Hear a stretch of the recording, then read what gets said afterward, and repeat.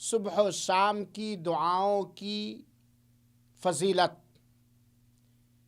بسم اللہ والحمد للہ والصلاۃ والسلام علی رسول اللہ، اما بعد۔ حاضرین کرام اور میری اسلامی بھائیوں اور بہنوں، اللہ کے رسول اکرم صلی اللہ علیہ وسلم کی سنت پاک سے بات معلوم ہوتی ہے کہ اللہ کے رسول اکرم صلی اللہ علیہ وسلم صبح و شام، فجر کے بعد اور عصر کے بعد چند دعاؤں کی بڑی ہی پابندی فرماتے تھے، چنانچہ ہمیں بھی اس کی پابندی کرنی چاہیے۔ انہی میں سے ایک یہ ہے فجر کے بعد، صلاۃ فجر کے بعد اور صلاۃ عصر کے بعد آیت الکرسی کی تلاوت۔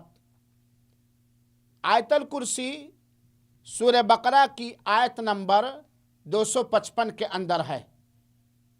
اللہ کے رسول اکرم صلی اللہ علیہ وسلم نے اس کی فضیلت کے بارے میں فرمایا ہے، جیسا کہ سنن نسائی کی روایت ہے اور علامہ البانی رحمۃ اللہ علیہ نے اسے صحیح قرار دیا ہے۔ فرمان رسول اکرم صلی اللہ علیہ وسلم ہے کہ اگر کوئی شخص صبح میں یا شام میں آیت الکرسی کی تلاوت کر لے تو وہ صبح و شام ہر طرح کے جن، شیطان اور آسیب سے محفوظ رہے گا۔ اگر صبح پڑھ لیا تو شام تک محفوظ رہے گا، اور اگر شام میں پڑھ لیا تو صبح تک محفوظ رہے گا۔ آئیے آیت الکرسی میں پڑھ کر کے آپ لوگوں کو سناتا ہوں۔ سورہ بقرہ آیت نمبر 255۔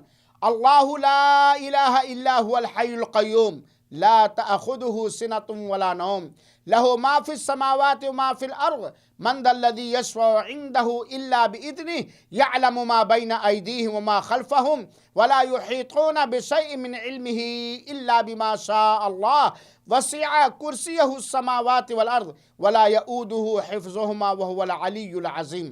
امید کہ آپ تمام حضرات سورہ بقرہ کی آیت نمبر 255 میں اسے ضرور پڑھ لیں گے اور یاد کر لیں گے۔ اللہ تعالی ہم سب کو صبح و شام آیت الکرسی پڑھنے کی توفیق عطا فرمائے، اور جن اجر کے دینے کا وعدہ فرمایا ہے اسے ہمیں مالا مال فرمائے۔ آمین۔ والسلام علیکم ورحمۃ اللہ وبرکاتہ۔